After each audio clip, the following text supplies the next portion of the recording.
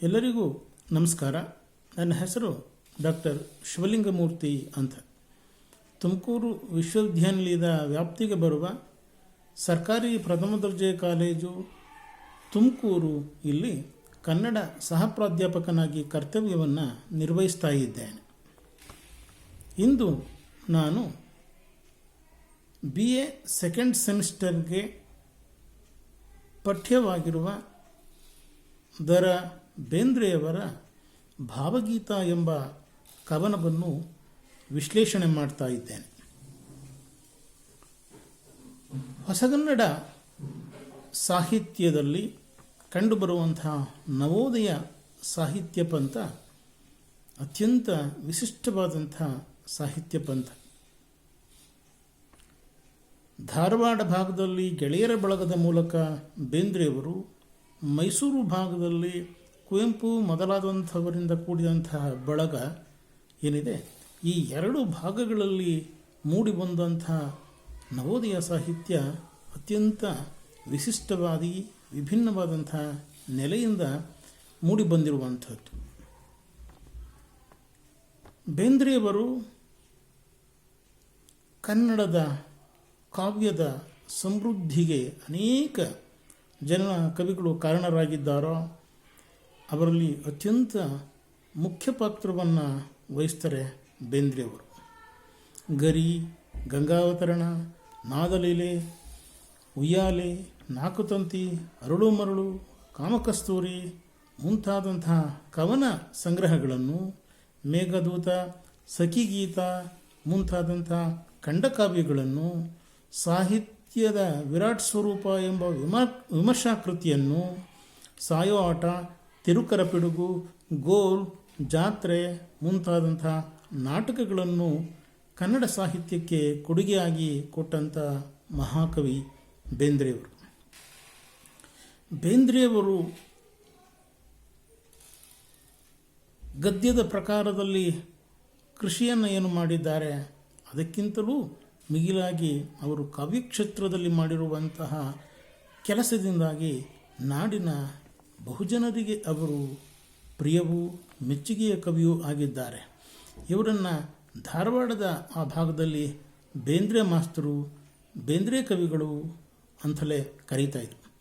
ನೋಡಿ ವಿದ್ಯಾರ್ಥಿಗಳೇ, ಕರ್ನಾಟಕದಲ್ಲಿ ಚಲನಚಿತ್ರ ರಂಗದಲ್ಲಿ ವರನಟನೆಂದು ಡಾಕ್ಟರ್ ರಾಜ್ಕುಮಾರ್ ಅವರನ್ನು ತುಂಬ ಪ್ರೀತಿಯಿಂದ ಈ ಜನರು ಕರೆದರೆ, ನಾಡಿನ ವರಕವಿ ಎಂದೇ ಕರೆಸಿಕೊಂಡಿರ್ತಕ್ಕಂಥವರು ದರ ಬೇಂದ್ರೆಯವರು. ಇವರ ಪೂರ್ಣ ಹೆಸರು ದತ್ತಾತ್ರೇಯ ರಾಮಚಂದ್ರ ಬೇಂದ್ರೆ, ಅಂಬಿಕಾತನೆಯ ದತ್ತ ಇವರ ಕಾವ್ಯನಾಮ. ರಂಶ್ರೀ ಮುಗುಳಿಯವರು ಕನ್ನಡ ಸಾಹಿತ್ಯ ಚರಿತ್ರೆಯನ್ನು ಬರೆದಿರುವಂಥ ರಂಶ್ರೀ ಮುಗುಳಿಯವರು ಹೇಳ್ತಾರೆ, ಸಾವಿರಾರು ವರ್ಷಗಳ ಕನ್ನಡ ಸಾಹಿತ್ಯ ಚರಿತ್ರೆಯಲ್ಲಿ ಬೇಂದ್ರೆಯವರ ಸ್ಥಾನವನ್ನು ಗುರುತಿಸುವುದು ಅಥವಾ ನಿರ್ಧರಿಸುವುದು ಅಷ್ಟು ಸುಲಭವಲ್ಲ ಅಂತ ಹೇಳಿದರು. ಹಾಗೆಯೇ ಕನ್ನಡದ ಪ್ರಸಿದ್ಧ ವಿಮರ್ಶಕರಾಗಿರುವಂಥ ಕೀರ್ತಿನಾಥ ಕುರ್ತಕೋಟಿಯವರು ಹೇಳ್ತಾರೆ, ಬೇಂದ್ರೆಯವರ ಸಾಹಿತ್ಯವನ್ನು ಅರ್ಥ ಮಾಡಿಕೊಳ್ಬೇಕು ಅಂತ ಅಂದರೆ ಇನ್ನೂ ಒಂದು ಶತಮಾನವೇ ಬೇಕು ಅಂತ ಹೇಳಿಬಿಟ್ಟು. ಹೀಗೆ ಬೇಂದ್ರೆಯವರ ಕೊಡುಗೆಯ ಆ ಮಹತ್ವವನ್ನು ಈ ಇಬ್ಬರು ಮಹಾನ್ ಸಾಹಿತಿಗಳು ಸ್ಪಷ್ಟವಾಗಿ ಗುರುತಿಸಿರೋದನ್ನು ನಾವು ನೋಡಬಹುದು. ವಿದ್ಯಾರ್ಥಿಗಳೇ, 20ನೇ ಶತಮಾನದ ಆರಂಭ ಕಾಲ ಏನಿದೆ ಅಂದರೆ ನವೋದಯ ಸಾಹಿತ್ಯದ ಆ ಆರಂಭದ ಕಾಲ ಏನಿದೆ, ಇದು ಕನ್ನಡ ಸಾಹಿತ್ಯದ ಅನೇಕ ಪ್ರಕಾರಗಳು ಕಾಣಿಸಿಕೊಂಡಂಥ ಅಥವಾ ಅನೇಕ ಪ್ರಕಾರಗಳು ಹೊಸದಾಗಿ ಪ್ರವೇಶವನ್ನು ಮಾಡಿದಂಥ ಸಂದರ್ಭ ಇದು. ಇದನ್ನು ನಾನು ಅನೇಕ ಪ್ರಕಾರಗಳ ಸುಗ್ಗಿಯ ಕಾಲ ಅಂತಲೇ ಕರೀತೇನೆ. ಸಣ್ಣ ಕತೆ, ಕಾದಂಬರಿ, ನಾಟಕ, ಕಾವ್ಯ, ಆತ್ಮಕಥೆ, ಪ್ರವಾಸ ಕಥನ, ಪ್ರಬಂಧ, ವಿಮರ್ಶೆ ಇತ್ಯಾದಿ ಇತ್ಯಾದಿ ಅನೇಕ ಪ್ರಕಾರಗಳು ಕನ್ನಡ ಸಾಹಿತ್ಯದ ಜಗತ್ತನ್ನು ಪ್ರವೇಶಿಸಿದಂಥ ಗಮನಾರ್ಹವಾದಂಥ ಸಂದರ್ಭ ಇದು. ಇದರಲ್ಲಿ ಕಾವ್ಯ ಪ್ರಕಾರದಲ್ಲಿ ಒಂದು ಪ್ರಕಾರವಾಗಿರುವಂತಹ ಅಥವಾ ಒಂದು ಒಳ ಪ್ರಭೇದವಾಗಿರುವಂತಹ ಈ ಭಾವಗೀತೆ ಅನ್ನುವಂಥದ್ದು ಏನಿದೆ, ಇಂಗ್ಲಿಷ್ನ ಲಿರಿಕ್ ಅನ್ನತಕ್ಕಂಥ ಒಂದು ಪ್ರಕಾರದಿಂದ ಇಲ್ಲಿಗೆ ಬಂದದ್ದು. ಈ ಹಿಂದೆಯೂ ಕೂಡ ಭಾವಗೀತೆಯ ಅನೇಕ ಬಿಡಿ ಬಿಡಿ ಭಾಗಗಳನ್ನು ನಾವು ಹಿಂದೆ ನೋಡಬಹುದು. ಆದರೆ ಆ ಭಾವಗೀತದ ಅನೇಕ ಲಕ್ಷಣಗಳು ಏನಿವೆ ಅವೆಲ್ಲವನ್ನೂ ಮೈಗೂಡಿಸಿಕೊಂಡು ಒಂದು ವಿಶಿಷ್ಟ ಪ್ರಕಾರವಾಗಿಯೇ ಮೈತಳದದ್ದನ್ನು ಕನ್ನಡದಲ್ಲಿ ನಾವು ಇಲ್ಲಿ ನೋಡ್ತೀವಿ. ಅದನ್ನು ಇಲ್ಲಿ ಭಾವಗೀತ ಅಂತ ಹೇಳ್ಬಿಟ್ಟು ಕರೀತಾರೆ. ಇಂಗ್ಲೀಷ್ನ ಲಿರಿಕ್ ಅನ್ನೋದಕ್ಕೆ ಸಂವಾದಿಯಾಗಿ ಕನ್ನಡದಲ್ಲಿ ಹುಟ್ಟಿಕೊಂಡಿರ್ತಕ್ಕಂಥ ಒಂದು ಪ್ರಕಾರ ಭಾವಗೀತ ಅನ್ನುವಂಥದ್ದು ಅಥವಾ ಭಾವಗೀತೆ ಅನ್ನುವಂಥದ್ದು. ಬೇಂದ್ರೆಯವರು ಭಾವಗೀತೆಯನ್ನು ಕುರಿತಂತೆ ಭಾವಗೀತೆ ಎಂಬ ಹೆಸರಿನಿಂದಲೇ ಕವನವೊಂದನ್ನು ಬರೆದಿದ್ದಾರೆ. ಅದನ್ನು ನಾನೀಗ ವಿಶ್ಲೇಷಣೆಯನ್ನು ಮಾಡ್ತೀನಿ. ಈ ಭಾವಗೀತ ಅನ್ನುವಂಥ ಕವನ ಭಾವಗೀತೆಯ ಲಕ್ಷ್ಯ ಮತ್ತು ಲಕ್ಷಣವನ್ನು ಅರ್ಥಪೂರ್ಣವಾಗಿ ವಿವರಿಸುವಂಥ ಪದ್ಯ. ಲಕ್ಷ್ಯ ಅಂತಂದರೆ ಉದಾಹರಣೆ. ಭಾವಗೀತೆಯ ಉದಾಹರಣೆಯಾಗಿಯೂ ಲಕ್ಷಣವನ್ನು ಒಳಗೊಂಡಂತೆಯೂ ಮೂಡಿ ಬಂದಿರತಕ್ಕಂತಹ ಅತ್ಯುತ್ತಮವಾದಂತಹ ಕವನ ಅಂತಂತಂದರೆ ಬೇಂದ್ರೆಯವರ ಈ ಭಾವಗೀತ ಅನ್ನುವಂಥದ್ದು. ಒಂದು ಕವನ ಅನ್ನುವಂಥದ್ದು ಹೇಗೆ ಹುಟ್ಕೊಳ್ತದೆ ಅಥವಾ ಒಂದು ಭಾವಗೀತೆ ಅನ್ನುವಂಥದ್ದು ಹೇಗೆ ಹುಟ್ಕೊಳ್ತದೆ ಅನ್ನೋದಕ್ಕೆ ಅನೇಕ ಈ ಸೂಕ್ಷ್ಮಗಳನ್ನು ಬೇಂದ್ರೆಯವರು ನಮ್ಮ ಮುಂದೆ ಹೀಗೆ ಬಿಚ್ಚಿಡ್ತಾರೆ ಅಂತಲೂ ಕೂಡ ನಾವು ಭಾವಿಸ್ಕೊಳ್ಬೋದು. ಭಾವಗೀತೆ ಅನ್ನುವಂಥದ್ದು ಭೃಂಗದ ಬೆನ್ನೇರಿ ಬಂತು ಕಲ್ಪನಾ ವಿಲಾಸ, ಮಸೆದ ಗಾಳಿ ಪಕ್ಕ ಪಡೆಯುತ್ತಿತ್ತು ಸಹಜ ಪ್ರಾಸ, ಮಿಂಚಿ ಮಾಯವಾಗುತ್ತಿತ್ತು ಒಂದು ಮಂದಹಾಸ, ಭೃಂಗದ ಬೆನ್ನೇರಿ ಬಂತು ಕಲ್ಪನಾ ವಿಲಾಸ. ಕಾವ್ಯ ಅನ್ನುವಂಥದ್ದು ಸತ್ಯ ಮತ್ತು ಕಲ್ಪನೆಯ ಒಂದು ಸಂಯೋಗವಾಗಿ ಕಾಣಿಸಿಕೊಳ್ಳುವಂಥದ್ದು. ಸತ್ಯದ ಜೊತೆಗೆ ಕಲ್ಪನೆಯು ಸೇರಿಕೊಂಡು ಕಾವ್ಯ ಅನ್ನುವಂಥದ್ದು ಮೂಡಿ ಬರ್ತದೆ. ಈ ಭೃಂಗಮಾರ್ಗ ಏನಿದೆ, ಈ ಭೃಂಗಮಾರ್ಗದ ಮೂಲಕ ನಮಗೆ ಭಾವಗೀತದ ಸ್ವರೂಪವನ್ನು ನಮಗೆ ಕಟ್ಟಿಕೊಡ್ತಾರೆ ಬೇಂದ್ರೆಯವರು. ಈ ಭಾವಗೀತ ಅನ್ನುವಂಥದ್ದು ಅಥವಾ ಇನ್ನೊಂದು ಅರ್ಥದಲ್ಲಿ ಒಟ್ಟು ಸಾಹಿತ್ಯ ಅನ್ನುವಂಥದ್ದು ಅಥವಾ ಕಾವ್ಯ ಅನ್ನುವಂಥದ್ದು ಏನಿದೆ, ಈ ಕಾವ್ಯ ನೀಡುವಂಥ ಆನಂದ ಅದು ಬ್ರಹ್ಮಾನಂದ ಸಹೋದರ ಅಂತ ಹೇಳ್ಬಿಟ್ಟು ಪೊಯೆಟಿಕ್ಸ್ ಅಥವಾ ಕಾವ್ಯಮೀಮಾಂಸೆಯಲ್ಲಿ ಹೇಳ್ತಾರೆ. ಓಂಕಾರದ ಶಂಖನಾದಕ್ಕಿಂತ ಕಿಂಚಿದೂನ ಅಂತ ಹೇಳ್ಬಿಟ್ಟು ಬೇಂದ್ರೆಯವರು ಇಲ್ಲಿ ಹೇಳ್ತಾರೆ. ಅಂದರೆ ಅಬವ್ ಅರ್ತ್ ಬಿಲೋ ಗಾಡ್ ಅಂತ ಹೇಳ್ಬಿಟ್ಟು ಇಂಗ್ಲೀಷ್ನಲ್ಲಿ ಹೇಳ್ತಾರೆ. ಈ ಬ್ರಹ್ಮಾನಂದ ಸಹೋದರಕ್ಕೆ ಸಮನಾಗಿರುವಂಥದ್ದು ಕಾವ್ಯಾನಂದ. ಆ ಕಾವ್ಯಾನಂದವನ್ನು ಉಂಟು ಮಾಡುವಂಥದ್ದು ಈ ಭಾವಗೀತೆ. ಭಾವಗೀತೆಯಲ್ಲಿ ಅದನ್ನು ನಾವು ಪಡ್ಕೊಳ್ಬೋದು, ಕಾಣ್ಬೋದು. ಕವಿಯ ಈ ಸೃಜನ ಕ್ರಿಯೆಯಲ್ಲಿ ಅದು ಸಾಧ್ಯ ಆಗುತ್ತೆ ಅನ್ನುವಂಥದ್ದನ್ನು ಹೇಳ್ತಾರೆ. ಒಡಲ ನೂಲಿನಿಂದ ನೇಯುವಂತೆ ಜೇಡಜಾಲ, ತನ್ನ ದೈವ ರೇಷೆ ಬರೆಯುವಂತೆ ತಾನೆ ಬಾಲ, ಉಸಿರಿನಿಂದ ಹುಡುಕುವಂತೆ ತನ್ನ ಬಾಳ ಮೇಲ, ಭೃಂಗದ ಬೆನ್ನೇರಿ ಬಂತು ಕಲ್ಪನಾ ವಿಲಾಸ. ಕವಿಗೆ ಆಗುವಂಥ ಅನುಭವ ಅನ್ನುವಂಥದ್ದು ಯಾವ್ಯಾವ ಮೂಲೆಯಿಂದ ಹೇಗೆ ಆಗುತ್ತೋ ಅದನ್ನು ನಾವು ನಿರ್ದಿಷ್ಟವಾಗಿ ಹೇಳಲಿಕ್ಕೆ ಬರೋದಿಲ್ಲ. ಹೇಗೆ ಒಂದು ಜೇಡ ಹುಳು ತನ್ನ ಒಡಲಿನ ದ್ರವ್ಯದಿಂದಲೇ ಜಾಲವನ್ನು ಅಂದರೆ ಬಲೆಯನ್ನು ಹೆಣೆಯುತ್ತದೆಯೋ ಹಾಗೆ ಕವಿ ತನಗೆ ಆಗಿರುವಂಥ ಅನುಭವದಿಂದಲೇ ತಾನು ಕೃತಿಯೊಂದನ್ನು ಅವನು ನಿರ್ಮಿಸಲಿಕ್ಕೆ ಸಾಧ್ಯ ಆಗ್ತದೆ ಅನ್ನುವಂಥ. ತಿರುಗುತ್ತಿತ್ತು ತನ್ನ ಸುತ್ತು ಮೂಕಭಾವಯಂತ್ರ, ಗರ್ಭಗುಡಿಯ ಗರ್ಭದಲ್ಲಿ ಪೊಡೆನುಡಿಯುವ ಮಂತ್ರ, ಮೂಡಿ ಮೂಡಿ ಮುಳುಗಿ ಮುಳುಗಿ ಮೊಳಗುವಲು ಸ್ವತಂತ್ರ, ಭೃಂಗದ ಬೆನ್ನೇರಿ ಬಂತು ಕಲ್ಪನಾ ವಿಲಾಸ. ಕವಿಗೆ ಆಗುವಂಥ ಅನುಭವಗಳು ಪದ್ಯವಾಗಿ ಅಥವಾ ಕಾವ್ಯವಾಗಿ ಮೂಡಿ ಬಂದಾಗ ಅವು ಕೇವಲ ವಾಚ್ಯಾರ್ಥದಲ್ಲಿಯೇ ಅಥವಾ ಕೇವಲ ಒಂದು ಅರ್ಥದವನ್ನು ಕೊಡುವಂಥ ನೆಲೆಯಲ್ಲಿ ಅವು ಉಳಿದು ಬಿಡೋದಿಲ್ಲ. ತನ್ನ ಅಸ್ಪಷ್ಟವಾದಂಥ ಮೂಕವಾದಂಥ ಭಾವಗಳಿಗೆ ಕವಿ ತಾನು ಅಭಿವ್ಯಕ್ತಿಯ ಮೂಲಕ ಆಕಾರವನ್ನು ಕೊಡ್ತಾನೆ. ಹಾಗೆ ಅಭಿವ್ಯಕ್ತಿ ಆಕಾರವನ್ನು ತಾಳಿ ನಿಂತಾಗ ಅದು ಕೇವಲ ಒಂದರ್ಥದಲ್ಲಿ ನಿಂತು ಬಿಡದೆ ಅದು ಅರ್ಥದ ಅನಂತ ಸಾಧ್ಯತೆಗಳನ್ನು ಕೂಡ ಪಡೆದುಕೊಳ್ತದೆ. ಇದನ್ನೇ ಇಲ್ಲಿ ಕವಿ ಹೇಳ್ತಾ ಇರುವಂಥದ್ದು ಗರ್ಭಗುಡಿಯ ಗರ್ಭದಲ್ಲಿ ಪಡಿನುಡಿಯುವ ಮಂತ್ರ ಅಂತ ಹೇಳ್ಬಿಟ್ಟು. ಅರ್ಥದ ಸಾಧ್ಯತೆಗಳನ್ನು ಓದುಗ ಹೇಗೆ ತನ್ನ ಸಾಮರ್ಥ್ಯದ ಮೂಲಕ ಅವನು ಕಂಡುಕೊಳ್ಳಬಲ್ಲನೋ ಹಾಗೆ ಅದು ತೆರೆದುಕೊಳ್ಳುವಂಥದ್ದು. ಹೀಗಾಗಿ ಬರೆಯುವಂಥ ಶಕ್ತಿ ಹೇಗೆ ಕವಿಗೆ ಇದೆಯೋ ಅದನ್ನು ಅರ್ಥ ಮಾಡಿಕೊಳ್ಳತಕ್ಕಂತಹ ಶಕ್ತಿಯೂ ಕೂಡ ಓದುಗನಿಗೆ ಇರಬೇಕಾಗ್ತದೆ. ಇದನ್ನೇ ರಾಜಶೇಖರ ಕಾರಿತ್ರಿ ಪ್ರತಿಭೆ ಅಂತ ಹೇಳ್ಬಿಟ್ಟು ಕವಿ ಬರೆಯುವಂಥ ಶಕ್ತಿಗೂ, ಭಾವಯಿತ್ರಿ ಪ್ರತಿಭೆ ಅಂತ ಹೇಳ್ಬಿಟ್ಟು ಕವಿ ಬರೆದದ್ದನ್ನು ಅರ್ಥ ಮಾಡಿಕೊಳ್ಳುವಂಥ ಶಕ್ತಿಯನ್ನು ಹೊಂದಿರುವಂತಹ ಸಹೃದಯನಿಗೂ ಕೂಡ ಬಹು ಸೊಗಸಾಗಿ ತನ್ನ ಕೃತಿಯಲ್ಲಿ ಕಾವ್ಯಮೀಮಾಂಸಾ ಕೃತಿಯಲ್ಲಿ ಹೇಳ್ತಾನೆ. ಹೀಗೆ ಅಸ್ಪಷ್ಟವಾಗಿದ್ದದ್ದನ್ನು ಒಂದು ಆಕೃತಿಯನ್ನಾಗಿ ನೀಡಿ ನಿಲ್ಲಿಸ್ತಾನೆ.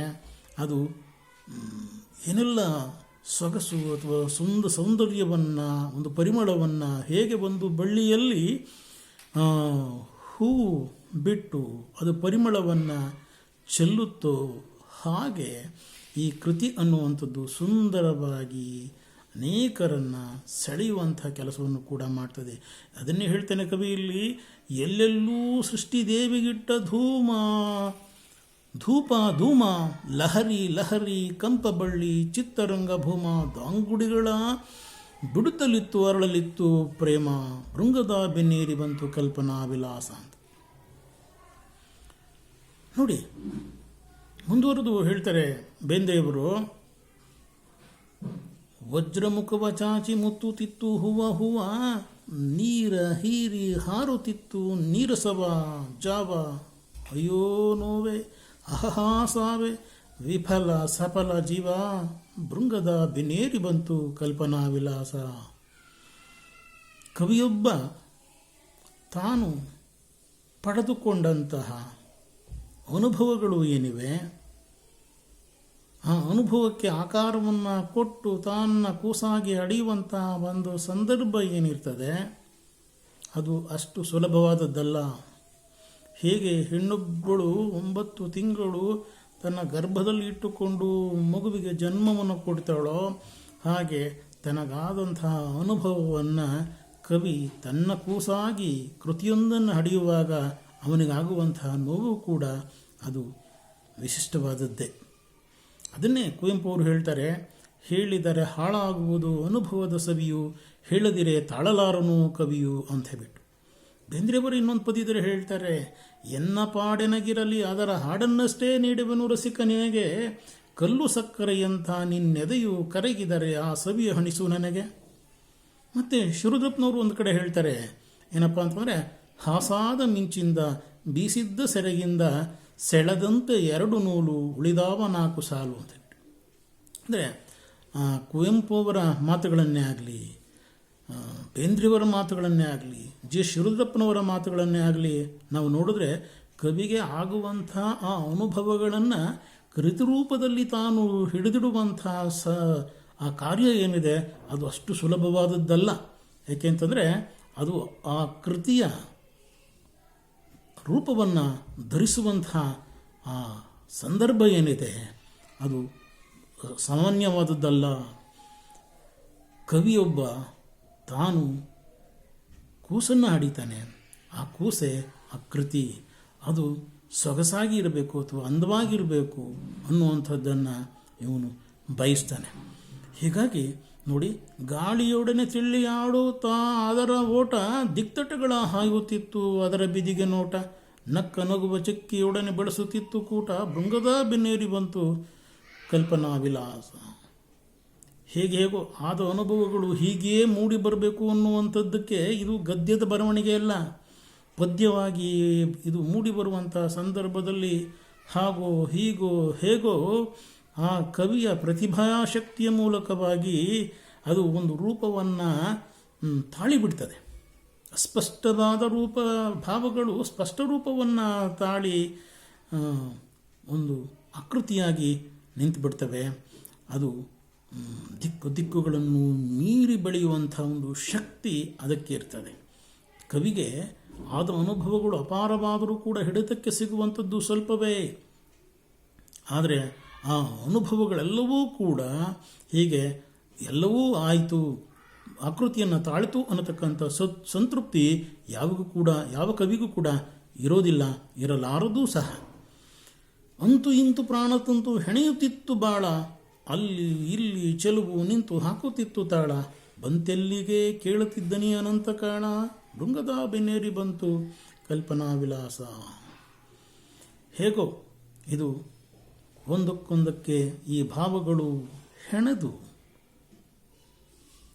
ಕೃತಿಯೊಂದು ಸಿದ್ಧ ಆಗ್ತದೆ.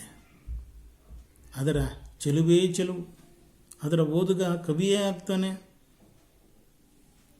ಇದು ಪೂರ್ಣ ಆಯ್ತೆ ಅಂತಂತಂದರೆ ಇದು ಪೂರ್ಣ ರೂಪವಾಗಿ ನಿಂತಿದೆ ಅಂತ ಬಿಟ್ಟು ಕವಿಗೆ ಅಂತಿಮವಾಗಿ ಅನಿಸೋದಿಲ್ಲ. ಹೀಗಾಗಿ ಎಲ್ಲಿಗೆ ಬಂತು ಅಂತ ಹೇಳ್ಬಿಟ್ಟು ಅನ್ನುವಂಥ ಈ ಪ್ರಶ್ನೆ ಇದೆಯಲ್ಲ, ಇದು ಇವನ ನೀಗದ ಹಸಿವನ್ನು ತೃಪ್ತಿಗೊಳ್ಳದ ಈ ಮನಸ್ಸನ್ನು ಈ ಶಬ್ದ ಹೇಳ್ತದೆ ಅಂತ ಹೇಳ್ಬಿಟ್ಟು ಅನ್ನಿಸ್ತದೆ. ಮಾತು ಮಾತು ಮತಿಸಿ ಬಂದ ನಾದದ ನವನೀತ, ಹಿಗ್ಗ ಬೀರಿ ಹಿಗ್ಗಲಿತ್ತು ತನ್ನ ತಾನೇ ಪ್ರೀತ, ಅರ್ಥವಿಲ್ಲ ಸ್ವಾರ್ಥವಿಲ್ಲ ಬರಿಯ ಭಾವಗೀತ, ಭೃಂಗದ ಬೆನ್ನೇರಿ ಬಂತು ಕಲ್ಪನಾ ವಿಲಾಸ. ಕವಿ ಮಾತಿನ ಮೂಲಕವೇ ಕೃತಿಯನ್ನು ಕಟ್ತಾನೆ. ಪ್ರಜ್ಞಾಪೂರ್ವಕವಾಗಿ ಶಬ್ದಗಳ ಮೂಲಕ ಕಡೆದು ಅಥವಾ ನಿರ್ಮಿಸುವಂಥ ಈ ಕೃತಿ ಏನಪ್ಪ ಅಂತಂದರೆ ನಾದದ ನವನೀತ, ನಾದದಿಂದ ಕೂಡಿರ್ತದೆ, ಮಾಧುರ್ಯತೆಯಿಂದ ಕೂಡಿರ್ತದೆ. ಇದು ನಾದದ ಬೆಣ್ಣೆ ಅನ್ನುವಂಥದ್ದು ಯಾರಿಗೆ ತಾನೇ ಸವಿಯಾಗಿ ಕಾಣಿಸ್ಲಾರ್ದು. ಹೀಗಾಗಿ ಮಾತನ್ನು ಕಡೆದಾಗ ಮೂಡಿ ಬಂದಂತಹ ಅತ್ಯಂತ ಸ್ವಾದಿಷ್ಟವೂ ಆದುದು ಈ ಭಾವಗೀತೆ.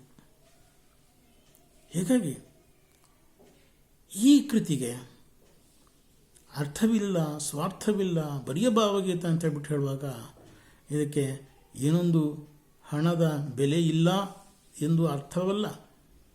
ಅಂದರೆ ಯಾವುದೇ ಒಬ್ಬ ಓದುಗ ಕವಿ ಬರೆದಿರುವಂಥ ಕೃತಿಯೊಂದನ್ನು ಇದಿಷ್ಟೇ, ಇದೇ ಅರ್ಥ, ಇದೇ ಅಂತಿಮ ಅಂತ ಹೇಳ್ಬಿಟ್ಟು ಅವನು ಅಂದ್ಕೊಂಡ್ರೆ ಅದು ಅವನ ಮೂರ್ಖತನ. ಕವಿ ಸ್ವಾರ್ಥವಿಲ್ಲದೆ ಬರೀತಾನೆ, ಆದರೆ ಆ ಬರೆದಂಥ ಆ ಕೃತಿ ಮಹತ್ವದ್ದಾಗಿದ್ದರೆ ಅದು ಅರ್ಥದ ಅನೇಕ ಸಾಧ್ಯತೆಗಳನ್ನು, ಅನಂತ ಅರ್ಥದ ಸಾಧ್ಯತೆಗಳನ್ನು ಅದು ಹೊಂದಿರ್ತದೆ. ಹೀಗಾಗಿ ಅರ್ಥ ಅನ್ನುವಂಥದ್ದು ಇದು ಬೆಳೆಯುತ್ತಲೇ ಹೋಗ್ತದೆ. ಭಾವಗೀತೆಗೆ ಅಂಥ ಒಂದು ಶಕ್ತಿ ಅನ್ನುವಂಥದ್ದು ಇದ್ದೇ ಇದೆ. ಇದರಿಂದಲೇ ಬೇಂದ್ರೆಯವರು ಶಬ್ದಗಳ ಜೊತೆಯಲ್ಲಿ ಆಡುವಂತಹ ಶಬ್ದಕಾರುಡಿಗ ನಾದಬ್ರಹ್ಮ ಬೇಂದ್ರೆ ಅಂತ ಹೇಳಿಬಿಟ್ಟೆ ಇವರನ್ನು ಓದುಗರು ಅತ್ಯಂತ ಹೆಮ್ಮೆಯಿಂದ ಪ್ರೀತಿಯಿಂದ ಕೀರ್ತಿಸ್ತಾ ಹೋಗ್ತಾರೆ. ಪ್ರಾಸಕ್ಕೆ ಬೇಂದ್ರೆ ಮೋಹಗೊಳ್ತಾರೆ ನಿಜ, ಆದರೆ ಪ್ರಾಸಕ್ಕೆ ಇವರು ದಾಸರಾಗುವುದಿಲ್ಲ. ಪ್ರಾಸವೇ ಇವರ ಬರಹದಲ್ಲಿ ದಾಸನಾಗಿ ನಿಂತು ಇವರ ಕಾವ್ಯವನ್ನು ಒಂದು ಉತ್ತುಂಗ ಸ್ಥಿತಿಗೆ ಕೊಂಡೊಯ್ಯುತ್ತೆ ಅನ್ನುವಂಥದ್ರಲ್ಲಿ ಯಾವುದೇ ಅನುಮಾನ ಅನ್ನುವಂಥದ್ದು ಇಲ್ಲ.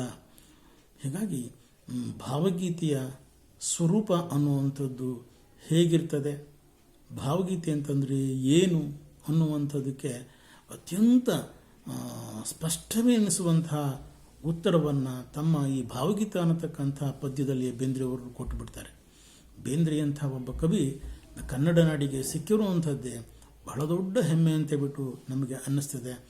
ಆತ್ಮೀಯ ವಿದ್ಯಾರ್ಥಿಗಳೇ, ಭಾವಗೀತೆದ ಪದ್ಯವಾದ ಸಾರವನ್ನು ಸಂಪೂರ್ಣವಾಗಿ ನಾನು ನಿಮಗೆ ಉಣಬಡಿಸಿದ್ದೇನೆ ಅನ್ನುವಂಥ ಅಹಮ್ಮು ನನಗಿಲ್ಲ. ಏಕೆಂತಂದರೆ ಈಗಾಗಲೇ ಅನೇಕರು ಹೇಳಿದ್ದಾರೆ. ರಂಶ್ರೀ ಮುಗುಳಿಯವರಾಗಲಿ, ಕೀರ್ತಿನಾಥ ಕುರ್ತಕೋಟಿಯವರಾಗಲಿ ಇವರು ಹೇಳಿದ್ದಾರೆ, ಬೇಂದ್ರೆಯವರನ್ನು ಅರ್ಥ ಮಾಡಿಕೊಳ್ಬೇಕು ಅಂತಂತಂದರೆ ಅಷ್ಟು ಸುಲಭವಾದದ್ದಲ್ಲ, ಇನ್ನೂ ಒಂದು ಶತಮಾನವೇ ಬೇಕು ಅಂತ ಹೇಳ್ಬಿಟ್ಟು. ಬೇಂದ್ರವರ ಕಾವ್ಯಕ್ಕೆ ಅಂತ ಒಂದು ಶಕ್ತಿ ಇದೆ. ಅದರ ಕೆಲವು ಸಂಗತಿಗಳನ್ನು ನಾನು ನಿಮಗೆ ತಿಳಿಸಲಿಕ್ಕೆ ಪ್ರಯತ್ನಿಸಿದ್ದೇನೆ. ಇದುವರೆಗೂ ಕೇಳಿದಂಥ ನಿಮಗೆ ಧನ್ಯವಾದಗಳು.